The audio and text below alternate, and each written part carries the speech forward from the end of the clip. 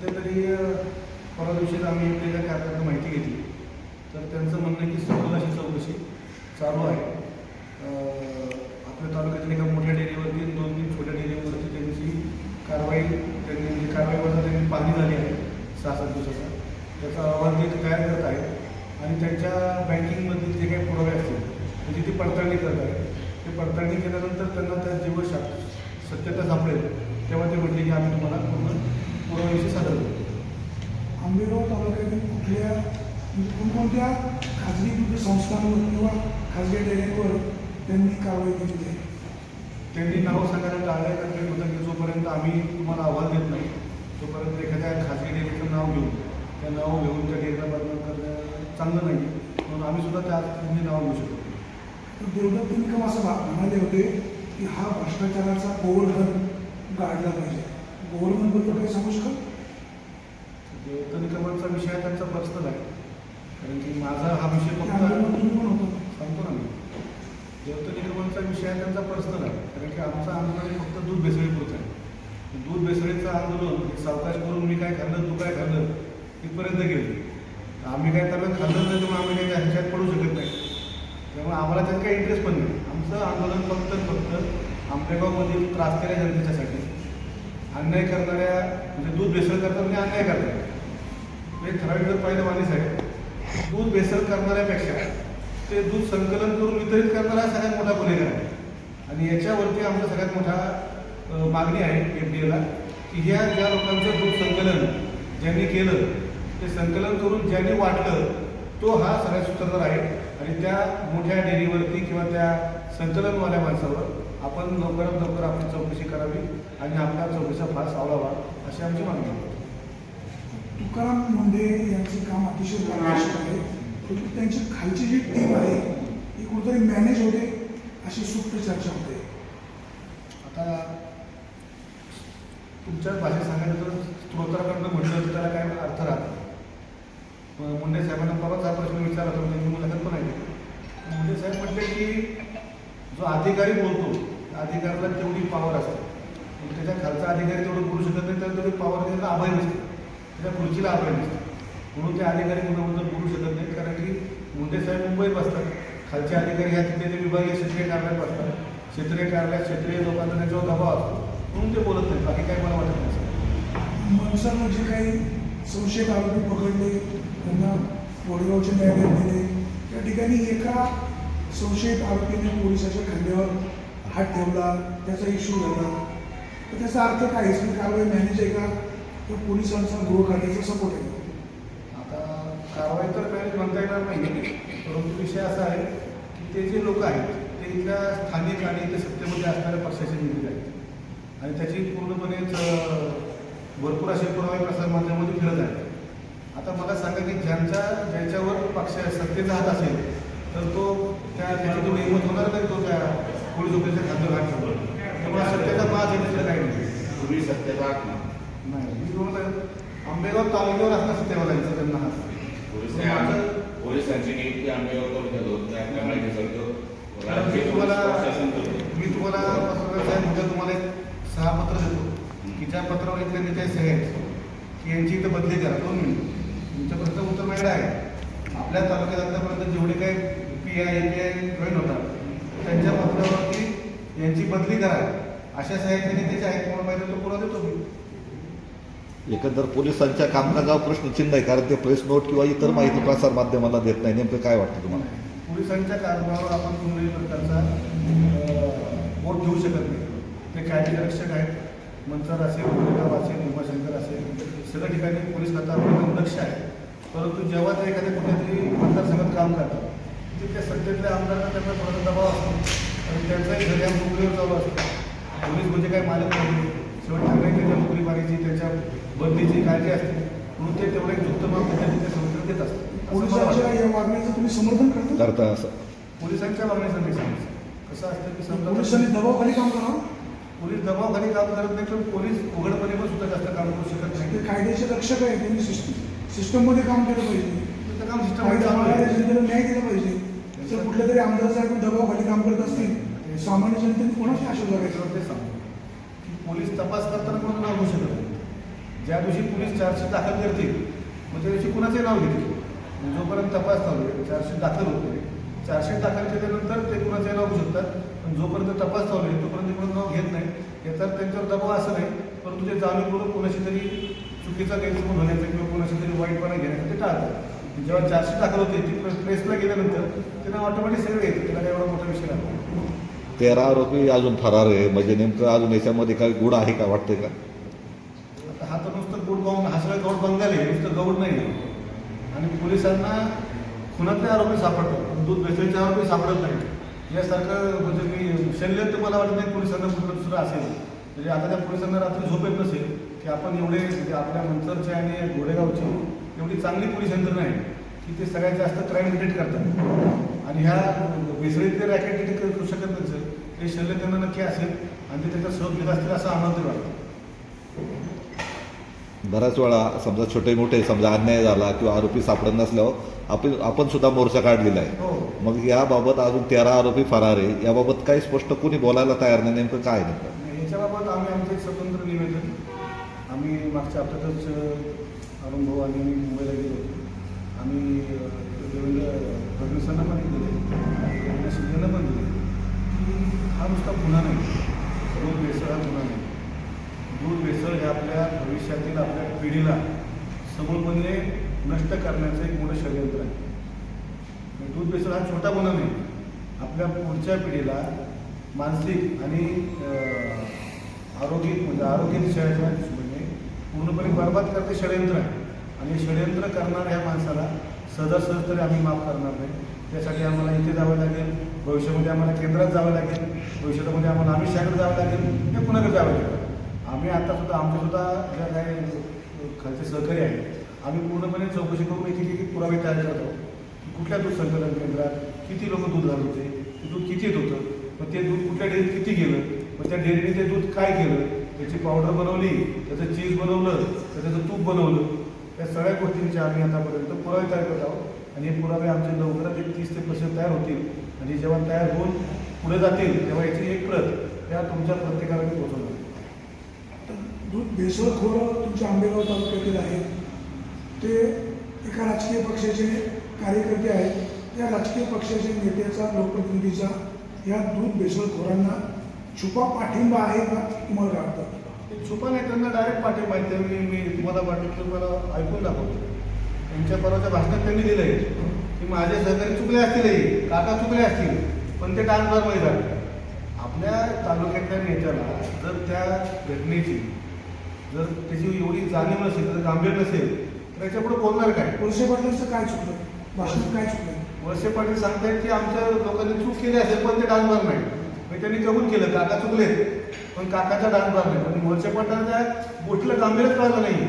आज तुम्ही मला सांगा, आंबेगावच्या जनतेमध्ये आंबेगावची जनता वळसे पाटलांना भाग्यविधाता म्हणते. म्हणजे काय? ज्या आंबेगावमध्ये 90-95 सालीच्या अगोदर कधी कॅन्सर नव्हता, आज आंबेगावमध्ये जवळपास 100 रुग्ण कॅन्सरचे. म्हणजे हा कॅन्सर दिल्यामुळे तुमचं भाग्यविधाता केलं त्यांनी. तुम्हाला काय दिलं? कॅन्सर दिला का? आंबेगावमध्ये एकही प्रकारचा रोजगार नाही, म्हणजे काय दिला तुम्हाला? बिना रोजगाराचा तालुका दिला, म्हणजे भाग्यविधाता केलं का? काय केलं? बिना रस्त्याचा तालुका दिला, बिना रोडचा तालुका दिला, बिना उद्योगाचा तालुका दिला. मग तुम्ही जे सांगताय की आम्ही 200 खाण्याचं हॉस्पिटल काढलं, मग त्या हॉस्पिटलमध्ये भरण्यासाठी तुम्ही कॅन्सर पसरवला का? नक्की काय केलं तुम्ही? आणि हे लोक करताना ते कबूल करतायत की माझे कार्यकर्ते चुकले असतील पण त्यांचा डान्सबार नाही. हे आम्हाला त्यांच्याकडनं अशी माहिती पाहिजे होती की तुम्ही माझ्याबरोबर, तुमच्याबरोबर मी सुद्धा आहे. तुम्ही ज्या चौकात थांबताय त्या चौकात मी पण येऊन थांबतो. आपला लढा भेसळ विरोध आहे आणि आपण त्या भेसळ करणाऱ्या लोकांना नामोनिशान त्याचं मिटू, अशा प्रकारची भूमिका आम्हाला अपेक्षित होती. पण त्यांची भूमिका याच्या पूर्ण विसंगत होती. ते सांगतायत की अरे माझ्या बाजूने बोलणारा कोण आहे का? म्हणजे आज त्यांची अवस्था अशी झालेली आहे की मागचे पण बोललो की त्यांनी जे कपुरुष त्यांनी जे वड लावलेत ना, ते वडाच्या पारंब्यांमुळे एवढी वाढली की आज ते त्याच्यामध्ये अडकून गेले. त्यांना आता बाहेर पडायला रस्ता शोधावा लागतोय. तर मी बाहेर कसा पडू? म्हणजे त्यांना रस्ता सापडत नाही. संवाद कार्यक्रमात असं म्हणाले, जर कोणी दोषी असेल, जवळचं असो कोणी असो, त्याच्यावर कारवाई झाली पाहिजे. परंतु जे इश्यू करतायत ते काही सज्जन नाही, त्यांची ही कमेंट पॉलिटिकल आहे. तुम्ही एका राजकीय पक्षाचे पदाधिकारी आहे, आता जरी तुम्ही म्हणत असले ही आमची भूमिका शिवसेनेची नाही, हो तुम्ही शिवसेनेचे कार्यकर्तेच आहे. हो. ते असं पण म्हणाले की जे आपल्यावर जे आरोप होत आहेत आपल्या कार्यकर्त्यांनी ते आरोप परतवले पाहिजे, ही त्यांच्या भूमिकेत चूक आहे. नाही पण त्याच्या पहिलं वाक्य तुम्हाला मी ऐकून दाखवू का? ऐकून दाखवतो मग. तुमच्याकडे वेगळं काय असेल सांगा. 2 मिनिटं काय बरोबर आहे. आमचे सरकारी समजा काका चुकले असतील किंवा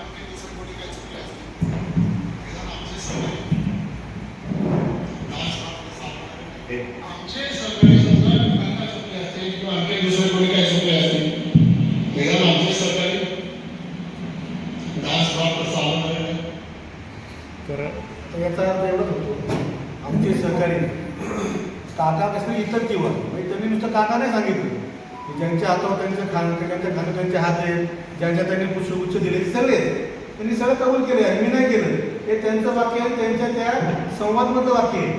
हे चुकले असतील त्यांना म्हणजे आम्हाला एक म्हणायचं की आज 36 वर्षाचं 37 वर्षाचं निर्वाध वर्चस्व त्यांच्या वडिलांपासून चाललेला राजनीतिक त्यांना वसा आणि वारसा यातून आंबेगाव जनतेला काय पाहिजे? आंबेगाव जनतेला हे पाहिजे होतं की आंबेगावच्या जनतेच्या आरोग्याशी खेळणाऱ्या माणसांविरुद्ध ते ठामपणे उभे राहिले पाहिजे होते. त्यांनी त्या दिवशी मंतरच्या चौकात स्वतः येऊन त्या स्टेजवर त्यांना कोणी नाही म्हटलं नव्हतं. सर्वपक्षीय निषेध मोर्चा होता, दूध भेसळ करण्यात होतं. आज आंबेगाव तालुका नेतृत्व म्हणून आम्हाला इच्छा होती की त्यांनी त्या स्टेजवरती पहिलं यावं आणि या दूध भेसळ करायचं मी सुद्धा तुमच्याबरोबर सांगेन आज त्यांची भूमिका आम्हाला पाहिजे होती. पण त्यांची भूमिका म्हणजे करणी से आपली पुरी कर्तबदारी पता चलती. करणी कथनेत फरक आहे. हां नाही फरक आहे. कथनी आम्ही ऐकली, आता बघा आम्ही असे जे ऐकल जे बघल त्याच्यावर विश्वास ठेवतो. आम्ही स्तोत्रावर विश्वास ठेवत नाही आणि आम्ही यांच्यावर विश्वास ठेवला आहे की त्यांचं म्हणणं असं आहे. पहिल्या दिवशी ज्यावेळी कारवाई झाली त्या दिवशी त्यांनी माध्यमाला सांगितलं होतं कारवाई होईल उस्मानाबाई पाटील असं. पहिल्या दिवशी त्यांनी त्यांची भूमिका स्पष्ट केली. मला मी सांगतो 36 वर्ष निर्वाह सत्ता परत सांगतो त्यातले 2 वर्ष गृहमंत्री होते, 16 वर्ष मंत्रिपद. म्हणजे आज काय त्यांचा जी पोहोच आहे ती काय महाराष्ट्राच्या साध्या नेत्या एवढी नाही. आज त्यांना वरिष्ठ नेता म्हणतात, वरिष्ठ नेता. तर त्यावेळी त्यांची अशी पाहिजे ती भूमिका की सगळ्यांना ज्यांना त्रास आहे, ज्यांना वाटते की इथे भेसळते त्यांनी माझ्याकडे या, तुम्ही मला नावं सांगा, मी त्यांच्यावर धाडी टाकतो, त्यांना आपण पकडून देऊ आणि अशा सगळ्या लोकांच्या आरोग्याला त्रास देणाऱ्या नराधमांना, हा नराधमच झाला. काही प्रकारचे नराधम लोकांच्या याच्याशी इज्जतीशी खेळतात, काही लोक त्यांच्या आरोग्याशी खेळतात. आरोग्याशी खेळणारे पण नराधमच आहे. यांच्यामुळे आज माझ्या तालुक्यातल्या 16 लहान मुलांना कर्करोग आहे. माझे सहकारी प्रवीण टेमकर त्यांच्या मुलाला कर्करोग आहे. म्हणजे हे काही साधी गोष्ट नाही साहेब. ज्या याला ते पाणी सोडलं त्याच्या जवळपास 17 ते 18 हेक्टर जमिनी नापी झाल्या. जमिनीमध्ये काय पेरलं तर उगत नाही, ही सत्यता आहे. तुम्हाला पाहिजे तुम्ही माझ्याबरोबर चालवायचं साहेब, तुम्हाला बरोबर दाखवतो. आमचं कसं आहे, आमची कथनी आणि करणी एकच आहे. त्यामुळे आम्ही तुम्हाला जे सांगाल की हा सूर्य तर सूर्य दाखवणार, सूर्य म्हणून चंद्र दाखवणार नाही तुम्हाला आम्ही. ह्या अशा गोष्टींमध्ये आमची इच्छा होती ह्या नेतृत्वाने आमच्या सगळ्यांच्या पुढे थांबलं पाहिजे. तर ते पुढे थांबतात की दुसऱ्या लोकांच्या पुढे थांबलं, हे आम्हाला थोडंसं वाईट वाटतं. एवढंच आहे. आमदार दिलीप वळसे पाटील सुरुवातीला ज्या माध्यमांशी बोलले ते मुळमुळीत बोलले, नंतर तुम्ही आक्रोश केला, मग त्यांनी संवाद साधताना भाषाकडे वापरला. विष्णू काका हिंदींचा पुतण्या त्याच्यामध्ये सहभागी आहे, हे जग जाहीर आहे, ती गुन्हा दाखल आहे. वास्तविक वळसे पाटलांची भूमिका कडक घ्यायला पाहिजे होती, त्याचे परिणाम ते भोगतील. नंतर जेव्हा ते म्हणाले पत्रकारांनी काय प्रश्न विचारा, तेव्हा मी जेव्हा त्यांना म्हणालो की विष्णू काका असं म्हणाले तो माझा पुतण्या नाही, वळसे पाटील म्हणाले त्यांच्या वतीने मी माफी मागतो की त्यांचा पुतण्याच होता आणि त्याच्या विषयी सांगायला पाहिजे. भूमिका क्लिअर की भूमिका त्यांनी कबूल केली. तो मुद्दा वेगळा आहे. मी जे तुम्हाला ऐकवलं तर वेगळं आहे. ऐकवलेला मुद्दा वेगळा. हां, त्यांनी सरासर कबुली दिली आहे की काका आणि आमचे सहकारी चुकले असतील, म्हणजे चुकले. परत त्यांनी जे दाखवलं वाचून गांभीर्याने घेतलं नाही असा हो, आणि खेडच्या प्रांताचा एक जबाब वाचून दाखवला की तो माझा पुतण्या नाही. हा जबाब त्यांचा नव्हता काकाचा, हा जबाब दुसऱ्याचा होता. तुम्हाला माहित असेल तर मी त्यांनी तो जबाब वाचून दाखवला त्या परिषदेत. त्यांनी ते देवदत्त निकम यांच्या प्रकरणातला. पण प्रश्न असा आहे, आरोप करणारे पॉलिटिकल वळसे पाटलांना टार्गेट केलं जातं, ही वस्तुस्थिती आहे. नाही, करावं बिंदास, काय तो आमचा रोल आहे. टार्गेट करा म्हणजे आमचं काही मुद्दा नाही नाही मी तुम्हाला सांगतो ना, आता समजा वाणी साहेब, समजा मी रमेश येऊन हा माझा भाऊ आहे, त्याची एक कंपनी आहे. माझ्या होणाऱ्या वेळोवेळी राजकारणामध्ये प्रत्येक इलेक्शनला त्याच्या कंपनीमधनं लोकांना आर्थिक रचना पुरवली जाते. यांच्या कंपनीचं ऑफिसमधनं पक्षाच्या मिटिंग होत आहे. पक्षाच्या मिटिंगनंतर त्या सभेनंतर लोकांचं जेवण खाणं दारू पाणी पुरवलं जाते. याचा अर्थ जर माझ्या भावाच्या पैशावर मी निवडणूक लढलो आणि जर मी जिंकलो तर उद्या माझ्या भावाच्या प्रत्येक गुन्ह्याला सावध म्हणजे छायेखाली घालणे माझं काम आहे. मग ह्याच्या दबावाखाली ते झाकून गेले. आमचं म्हणणं दुसरं काही नाही आहे. त्यांनी ज्या ज्या लोकांचा इथे राजकारण करताना आर्थिक फायदा घेतला असेल किंवा त्यांना आर्थिक फायदा पोचून दुसरी त्यांचा काहीतरी व्यावसायिक फायदा घेतला असेल, अशा सर्व लोकांच्या बोजाखाली त्या एवढे दबले की त्या बोजात ते बाहेर पडू शकत नाही. हा मुद्दा आहे. कार्यकर्ते सगळ्यांना माहिती हो. त्याच्यामध्ये वळसे पाटलांचं डॅमेज झालेलंच आहे. आता ते डॅमेज कंट्रोल करायचं म्हणून त्यांनी सवयत्रा साधली. कार्यकर्त्यांना त्यांनी अपील केलं की तुम्ही देखील आपली बाजू मांडा, त्यांचा विषय आहे. आता आपला मेन मुद्दा असा आहे की दूध भेसळीचा विषय ओपन खूप जोरात झाला. पुढे काय झालं, किती मासे सापडले, बडा मासा त्याच्यामध्ये आहे की नाही, तुमचा पाठपुरावा कुठपर्यंत चालला, तर तुम्ही देखील मॅनेज झाला. साहेब, मॅनेज होण्यासाठी इथं लोकांना ती सवय लागते आणि आपल्याकडे मॅनेज होऊन सवयीने मॅनेज होणार असे भरपूर काही लोक आहेत. त्यातले रमेश शेवले नक्कीच नाही. कारण रमेश शेवलेंना आर्थिकदृष्ट्या कुठल्याही प्रकारची गरज, कुठल्या कमाईची गरज नाही. आज आमचा जो विषय आहे, आमच्या पक्षाचा विषय आहे, तर आम्ही कायम जनतेसोबत आहोत. मागे होतो, आजही आहोत. प्रत्येक प्रकारच्या अडीअडचणीत असेल, प्रत्येक संकटात असेल, आम्ही जनतेला आमच्या पदरचं मोडून खर्च करून उभं राहतो. त्यामुळे यांच्या चिल्लर पैशावरती, चिंते पैशावरती मॅनेज होण्यासाठी रमेश शेवले, अरुण गिरे किंवा आमचा शिवसेना परिवार हा एवढा लहान आणि हलका नाही. दुसरी गोष्ट, त्याचा पाठपुरावा करण्यासाठी आम्हाला ज्या काही आमच्या तपासणी गोष्टी आढळतात त्या आम्ही तुरंत सीलबंद करून FDAच्या ऑफिसमध्ये जाऊन देतो आहे. त्यांना पत्र देतो आहे, त्यांच्या रिसिट घेतो आहे. त्या प्रत्येक गोष्टीचं जे 13 संकलन केंद्र पकडली त्यांचं मी 2 वर्षाचा, तुम्हाला भाऊ सांगू वळसे पाटील साहेब, मी त्यांचं 2 वर्षाचा हे काढला, स्टेटमेंट काढले. त्या स्टेटमेंटमध्ये त्यांनी कुणाला दूध दिलं, त्यांना पैसे कुणाकडनं आले ते सगळं काढले. बरं, ते काढताना आता माझ्याकडे काय चालू आहे की एवढ्या लोकांना 2 वर्ष लक्षात नाही राहत, पण 3 महिने लक्षात आहे की त्या संकलन केंद्रात गेल्या 3 महिन्याच्या शेतकऱ्यांनी दूध घातलं, त्यांनी किती घातलं होतं. मग तर यांनी 1000 लिटर घातलं तर यांनी 5000 पोचवलं कसं. आता आमचा तपास तिथपर्यंत चालू आहे. जसा जसा आमचा तपास होतोय तसं आम्ही देखील सहकार्य करतो. तुम्हाला जरी काय कळालं, तुम्ही आमच्यापर्यंत लिफाफात कळवा, ते डायरेक्ट FDAपर्यंत पोहोचवतात तरी आमची. सहकारी संस्थांच्या राजकारणावर राज्याचं बळ सरकार तरलेलं आहे. हो. एकमेकांची मदत घेतलेली. हो. तुम्ही सुद्धा सत्तेमध्ये आहे. हो. राष्ट्रवादी काँग्रेसची सत्तेत आहे, भाजप या सगळ्यांचे कुबडे घेऊन सत्तेमध्ये आहे. मग हे सगळे भेसळखोर सत्तेमध्ये आहेत. मग हे भेसळखोर या भेसळखोरांचा शोध लावतील का नक्की? नक्कीच. तसं असतं राजकारणामध्ये पैसा गरजेचा आहे, म्हणजे काय वाद, पण तो पैसा कुठल्या मार्गाने कमवणं गरजेचं आहे याच्यावरती तत्व ठरलेलं आहे. तर शिवसेना म्हणून मी 100% सांगतो की शिवसेना पक्ष हे तत्व हे कधी गरीब दिनदुबळ्या लोकांच्या पैशातून, कुठल्या प्रकारच्या अन्न भेसळीतून, ड्रग्ज सप्लायमधून, दारू भेसळीतून येणाऱ्या पैशाची शिवसेना, कारण बाळासाहेब ठाकरेंच्या विचारांशी संलग्न अशी शिवसेना आहे, त्यांच्या विचारावर आधारित शिवसेना आहे. की अशा प्रकारच्या कुठल्याही पैशावरती जिवंत राहणारी सेना नाही. त्यासाठी आमचं नेतृत्व असेल, शिवसेना असेल, कधी अशा प्रकारच्या लोकांना बिलकुल देखील थारा देणार नाही. या 26 पैकी 13 आरोपी पोलिसांना सापडत नाही. मग तुम्ही पोलीस स्टेशनला मोर्चा का काढत नाही, जाब का विचारत नाही, याचा अर्थ लोकांनी काय घ्यायचा? कसं आहे, पोलीस चौकी जेव्हा आम्ही मागच्या वेळी आम्ही अरुण मोहन फोन लावला तेव्हा त्यांनी सांगितलं की आमचा तपास चालू आहे, म्हणजे ट्रॅप लावलेला आहे, तर आम्हाला 10 ते 12 दिवस लागतात. आता 8च दिवस झाले, अजून 4 दिवस बाकी आहे. अजून 4 दिवसामध्ये जर त्यांनी सांगितल्याप्रमाणे त्यांना ते लोक भेटले नाही तर मग आम्ही नक्कीच त्यांच्यावरती नुसता दबाव नाही तर कारवाई होईल इथपर्यंतची आमची तयारी. यानंतरच्या प्रश्नांना अरुण भाऊ ही भूमिका घेतली.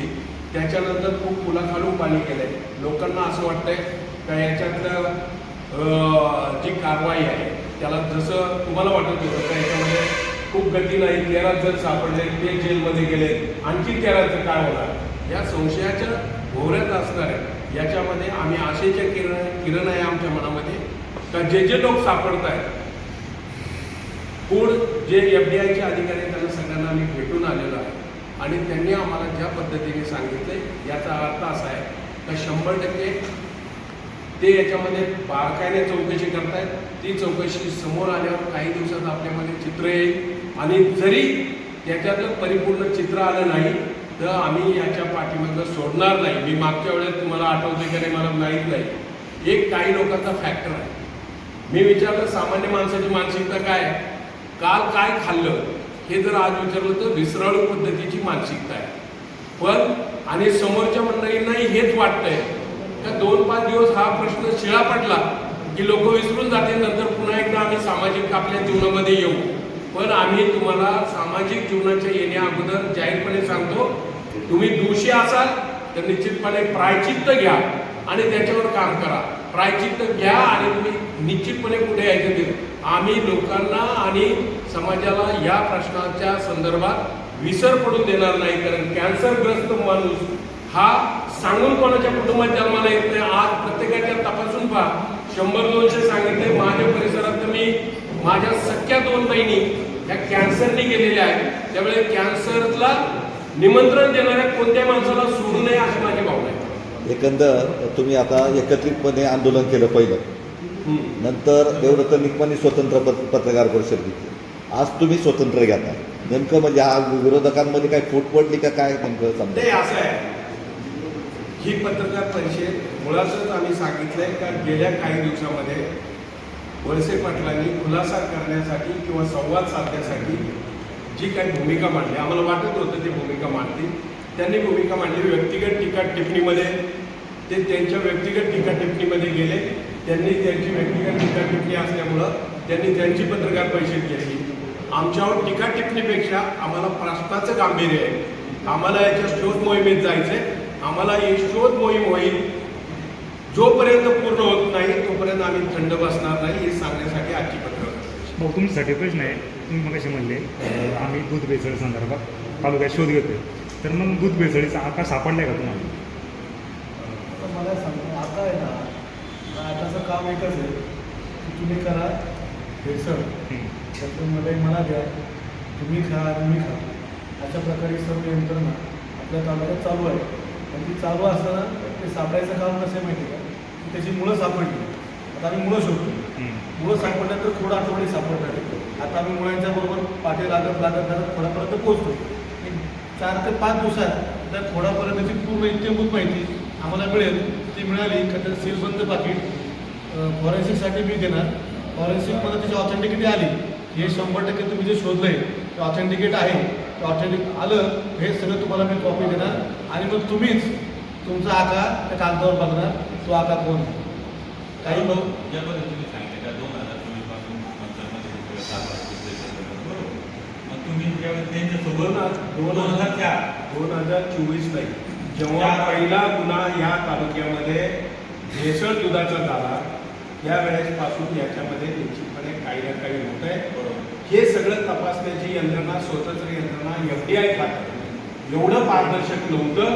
ते आज तुकाराम मुंडे आल्याने ते चेंज झालेलं आहे. लोकांची विश्वासार्हता वाढलेली आहे. ही व्यक्ती सापेक्ष विश्वासार्हता आहे. ही आजही पूर्ण FDIवर कोणाचा भरोसा आहे असं नाही. मला पाहतोय काही डेअरीमध्ये वरतून लॉक केल्यात, पण रात्री 10-11 वाजता त्याच्यामध्ये आजही डेअरीमध्ये दुधाचं कलेक्शन करताय. बॅक साईडने डेअरी चालवताय. ती वस्तुस्थिती आहे. आंबेगाव तालुक्यात हो आंबेगाव चालू आहे. ही माहिती आम्ही समोरच्यांना देतोय. दिली आहे. काल सिल्वर पाकिटात दिली आहे. शिरव्यामध्ये एक डेअरी आहे, तिने 2-3 दिवस रात्री 10 नंतर परीक्षण केलं. त्याचे मी फोटो आणि ते सगळं डेअरीला पाठवलं. बरोबर म्हणजे 2004 पासून गुन्हे दाखल झाले, जेव्हा तुम्ही प्रकरण चालू आहे त्यावेळी तुम्ही त्यांच्यासोबत नाही, आम्ही तुम्हाला आठवत नसेल, आम्ही प्रत्येक विषयाला आंदोलन केले आहे या तालुक्यामध्ये. तुमच्यासोबत होते, तुम्ही मांडीला बसत होतो, तेव्हा तुम्ही काही तुमच्या लक्षात आलं नाही काय ते जे आज लक्षात आलं तरी पण चालू नाही. मी पहिले सांगितलं मांडीला तुम्ही काय बोलले बघा. मी पहिले सांगितलं की आम्ही स्पष्टपणानं आम्ही त्याच्यासोबत होतो, 24 वर्ष राहिलो. हा माझा आरोप दिलीप वळसे पाटलांवर नाही. तुम्ही का काढता? गैरअर्थ का काढता तुम्ही? कारण हा प्रश्न आमचा आम्ही म्हटलं नाही. माझं संदीप लोढा ह्या व्यक्तीवर आहे. संदीप लोढा आणि नेमकं काय एकत्र तुम्हाला माहिती आहे का? तुम्ही हा आरोप लावू शकत नाही. संदीप लोढाचा त्यांचा काही संपर्क असेल तुम्ही जरूर सांगा, उत्तर देतील. वळपेचा तुमचं असं म्हणणं की वळसे पाटील भेसळखोर आहेत, मग यांच्याबरोबर ते होते असं आहे का? तुमचं म्हणणं नक्की काय? दूषित तुमचं नक्की म्हणणं काय? वळसे पाटील भेसळ होते आणि त्यांच्यावर होते असे, तर तुमचं म्हणणं काय ते स्पष्ट त्यांचे सांगा. कार्यकर्ते जे तुम्ही आरोप करताय त्यांचे कार्यकर्ते आम्ही- या सगळ्यांनी प्रेशर म्हणजे तुमचं हे पण म्हणणं आहे की वळसे पाटलांचा संदीप लोढा कार्यकर्ता आहे. मग काय तुमचं म्हणणंच पण सांगा. संदीप लोढा कोणाचा कार्यकर्ता हे जज आहे नाही नाही, ते त्यांचं म्हणणं आहे की अरुणभाऊ मांडणं बसू वळसे पाटलाबरोबर, तर अरुणभाऊनं सगळं माहीत होतं का? नाही, त्यांना असं म्हणायचं आहे, कसं म्हणायचं आहे? तुम्ही पूर्वी अगोदर एकत्र होता, हां. एकत्र असताना तुझं माझं सगळं व्यवस्थित ऍडजस्टमेंट, हां. आणि आता तुकाराम मुंडेंनी कारवाई केली, तर आता मात्र तुम्ही इश्यू क्रिएट करा. नाही, आता ते सांगू मला. तुकाराम मुंडेंनी कारवाई केली दूध भेसळविरुद्ध. आमचा विरोध आहे दूध भेसळांना. भाऊ काम करत होते वळसे पाटलाविरुद्ध. मी पण केलं विधानसभेला काम केलं. विधानसभेला जेव्हा त्यांच्या घरी आम्ही गेलो, ते त्यांची मिसेस, त्यांची मुलगी, देवेंद्र शाह, आमचे हे बंधू असे बसले होते. साहेबांचे असे हात थरथरत होते, पाय थरथरत होते. आज ज्या माणसाने 35 वर्ष तालुक्यात दिले, त्या माणसाला शेवटच्या वेळी जर कुठली अनुचित प्रकार घडला तर त्याला झेपणार नाही. आणि एक आपल्या वडीलधारा माणूस आहे, अशा आशेने आम्ही पण त्यांना मदत केली ना. याचा अर्थ आम्ही पण भेसळ सांभाळली का नाही ना. जर आमचा कुठलाही माणूस, आमचा कुठलाही व्यक्ती त्या भेसळ करणाऱ्याबरोबर पार्टनरशिपमध्ये असेल, त्याच्याबरोबर रोज गाडीत फिरत असेल, त्याच्या पैशा रोज खात असेल, तर तुमचा हा प्रश्न नक्कीच तेवढाच हे होता का होता ठराविक म्हणजे मौल्यावर होता. पण हा तुम्ही जो प्रश्न विचारताय, त्याच अपेक्षेने आम्ही अरुण गिरींना प्रश्न केला होता की बाबा त्या तालुक्याचे ते आमदार आहेत, त्यांच्याबरोबर तुम्हाला असं आहे, हो. मुशीने असं तुम्ही म्हणताय, मग ही कारवाई कठोरपणे व्हावी. वळसे पाटील हे तुम्हाला निवेदन, आणि तुम्ही पण आमच्यासोबत मुंबईला चला असं त्यांना भेटून का सांगत नाही? ते ज्या दिवशी आंदोलन केलं, संध्याकाळी त्यांनी सभा घेतली. दुसऱ्या दिवशी त्यांनी सांगितलं की मी 10 दिवस आरामाला बाहेर चाललो. त्यांच्या कार्यकर्त्यांना मी फोन केला.